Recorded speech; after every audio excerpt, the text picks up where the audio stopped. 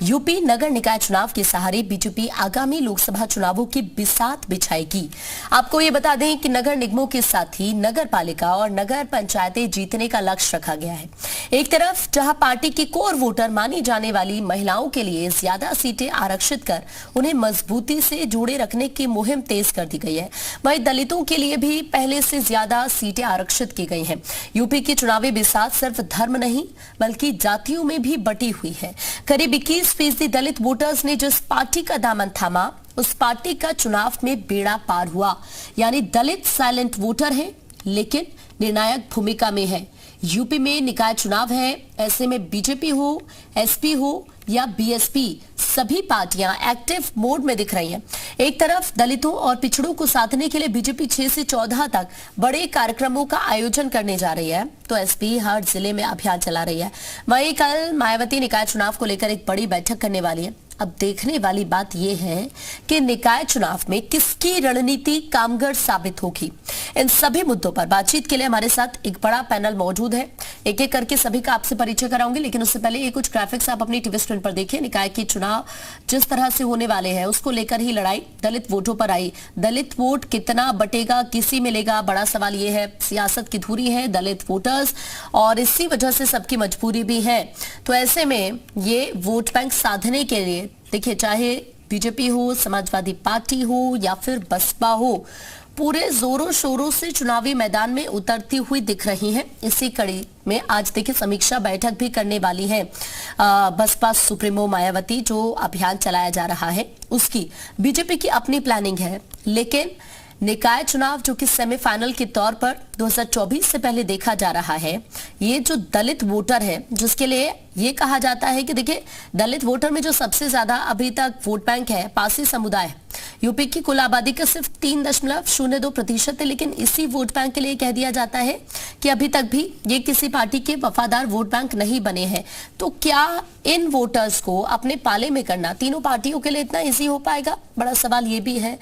एक तरफ जब विपक्ष भारतीय जनता पार्टी पर आरोप लगाता है दलित विरोधी होने का, तो ऐसे में बीजेपी की प्लानिंग क्या है और क्या बीजेपी के लिए ये जो चैलेंज है वो इतना इजी हो पाएगा, इसे अचीव करना, ये भी एक बड़ा सवाल है। अब चलिए जो खास मेहमान हमारे साथ जुड़ रहे हैं उनका एक एक करके परिचय मैं आप सभी से करा देती हूँ। इस वक्त बीजेपी प्रवक्ता हरीश चंद्र श्रीवास्तव जी हमारे साथ जुड़ गए, बहुत स्वागत है आपका। सपा प्रवक्ता प्रोफेसर भुवन भास्कर जोशी हमारे साथ हैं, बहुत स्वागत है आपका भी भुवन जी। बीएसपी नेता गौरव रघुवंशी भी इस वक्त हमारे साथ जुड़े हुए हैं, गौरव जी आपका भी बहुत स्वागत है। एक एक करके तीनों खास मेहमानों का रुख करेंगे, लेकिन सबसे पहले मैं रुख करना चाहूंगी हरीश चंद्र जी आपका, क्योंकि देखिए बसपा हो या फिर समाजवादी पार्टी हो, भले ही इससे पहले निकाय चुनाव के जो नतीजे रहे वो आपके पक्ष में रहे, लेकिन दोनों पार्टी एक्टिव है। बसपा सुप्रीमो हो वो भी आज देखिए अभियान की समीक्षा करने वाली है, कल मीटिंग करेगी। उधर से अगर समाजवादी पार्टी को देखा जाए तो वो भी पूरी तरह एक्टिव है। इस आरोप के बीच जब आपको ये कह दिया जाता है कि आप दलित विरोधी हैं, इतना इजी है इस वोट बैंक को वापस से अपने हिस्से में करना?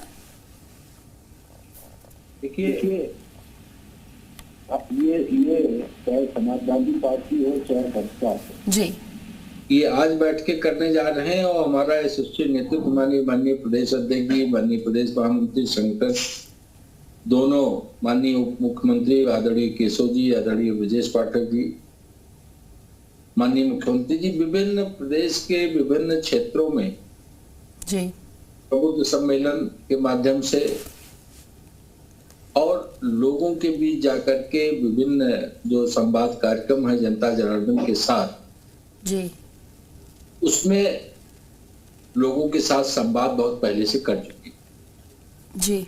और इन अभियानों को भारतीय जनता पार्टी 5-6 महीने पहले पूरी गति के साथ घर घर जाकर के लोगों के साथ संवाद संपर्क करना, सरकार की लोक कल्याणी नीतियों और कार्यक्रमों के बारे में उनको बताना और जो लाभार्थी हैं उनके साथ संपर्क करना।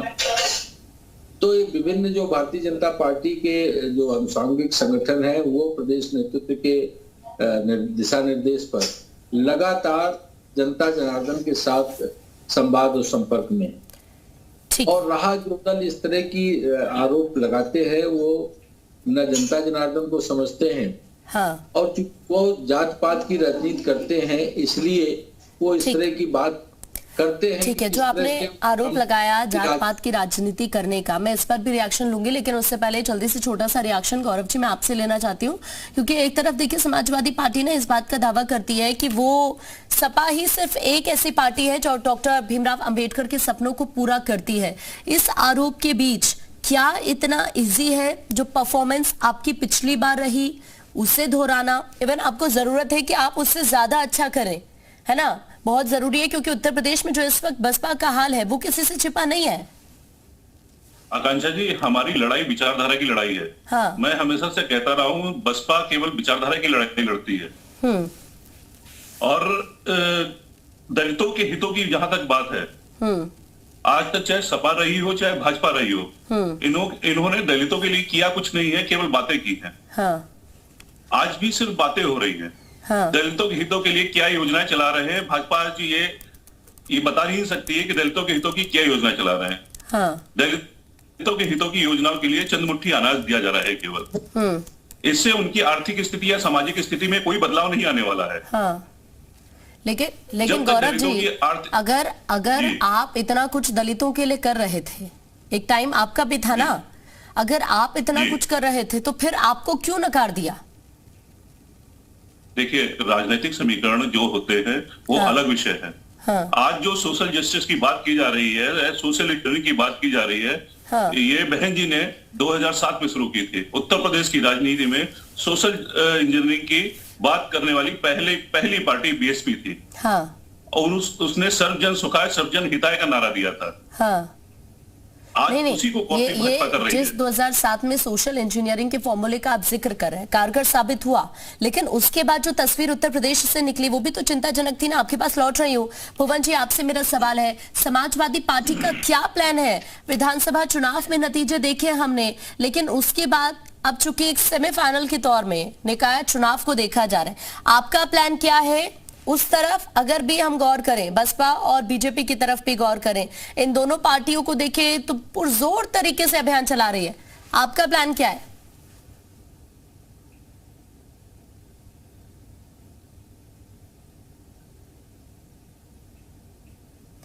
भुवन जी, आपकी आवाज नहीं मिल पा रही है।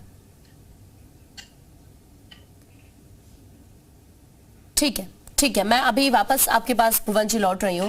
एक बार वापस से इस वक्त हमारे साथ हरीश चंद्र जी बने हुए हैं। हरीश जी, मैं आप ही से इसका जवाब चाहूंगी। गौरव जी ने एक सवाल उठाया कि जरा आप उन्हें वो योजनाएं गिनवा दें जो आप दलितों के लिए काम कर रहे हैं। जरा आप ये बता दें उन्हें कि आप तो दावा करते हैं कि हम दलितों के हित में ये फैसले ले रहे हैं, ये कर रहे हैं अलग अलग समुदाय के लिए, लेकिन बड़ा सवाल इस वक्त ये भी है कि आप बेसिकली कर क्या रहे हैं, जो जानना चाहते हैं गौरव जी।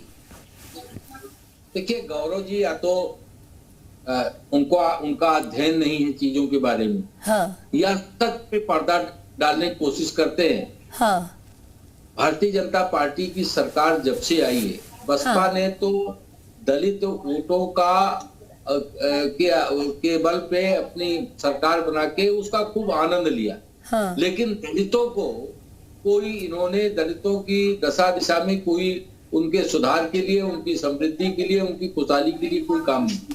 हाँ। जबकि भारतीय जनता पार्टी की जब से सरकार आई, सबको पक्का मकान देने की बात हो, घरों में बिजली पहुंचाने की बात हो, या शौचालय देने की बात हो, लोगों को जो निःशुल्क अनाज की बात गौरव जी स्वतः ही कर रहे हैं। इसके अलावा